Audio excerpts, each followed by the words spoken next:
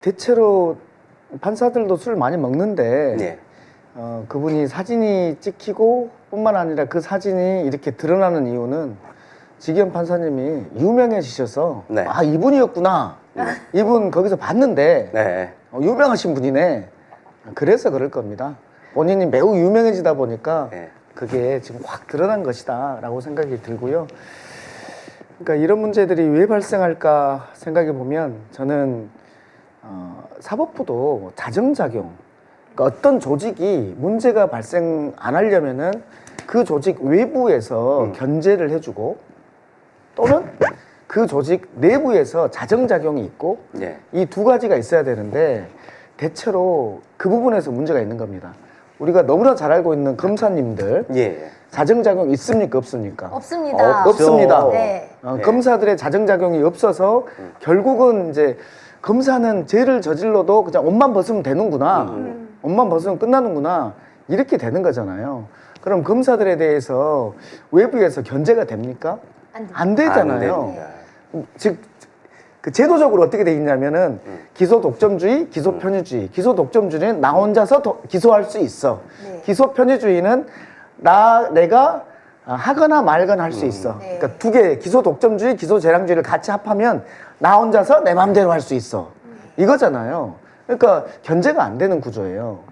맞습니다. 이게 지금 이런 이제 법관들의 이름이 이제 오르내리고 한 이유는 자기들의 무소불위를 견제하지 못해서 이제 벌어진 그러니까요. 거죠. 그러니까 네. 검사들 예를 든 이유는 뭐냐, 그게 아주 정확하니까 그런 거고 판사들도 실은 그렇다는 거예요. 맞습니다. 판사들도 판사징계법에 보면은 그 파면이나 해임이 없어요. 없습니다. 파면이나 해임이 없고 그냥 정직이 최고예요. 정직이 최고. 그러니까 돈 받아가지고 벌금 받은 사람도 네.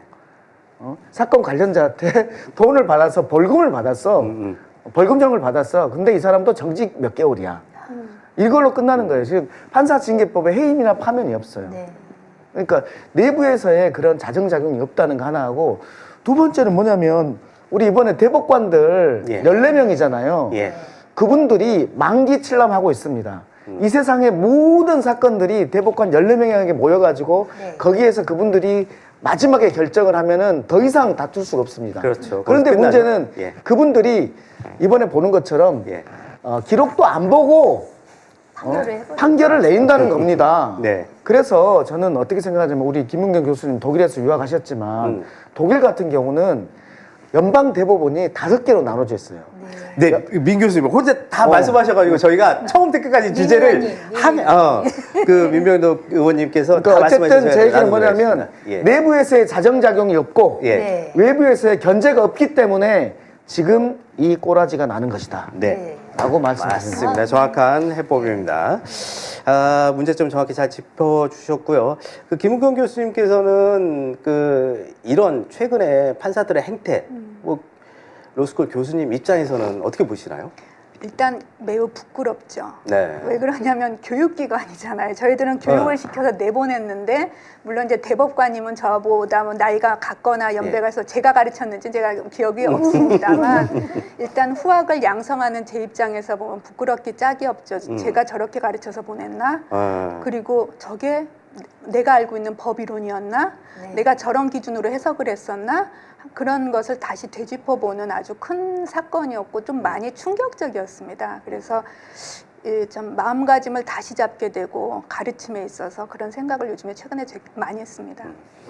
김미영 교수님은 뭐 법관들의 민낯을 잘 알고 있잖아요. 횡포 많이 봤죠. 예, 그 네, 횡포 뒤면에 저런 행동들이 있었다는 거 아셨어요? 네, 저희는 이미 알고 있었고요. 아, 그래요? 예, 네, 예, 예. 그리고 여기서 이제 뭐 다 알고 계시니까 우리나라 가장 최대 로펌 김앤장, 예, 김앤장이 사학 비리, 사학 재단을 대리했을 때 사학 비리가 죄를 지었는데 이 죄진 자들은 없는 거예요. 그래서 이런 것들을 저희는 이미 파악을 하고 있었고 여기서 간단하게 얘기를 들자면 이렇습니다. 김앤장에서 예를 들어 이제 두원공대 입시 비리, 건국 이래 최대 입시 비리예요. 여기에서 첫 번째 재판관의 재판장의 사법연수원을 변호인으로 선계를 냅니다. 그리고 두 번째 또 바뀌었어요. 네. 예, 이게 왜 이렇게 큰 문제냐면 이 건국 이래에서 가장 큰 입시 비리가 40개월 동안 1심 판결도 안 나고 있습니다.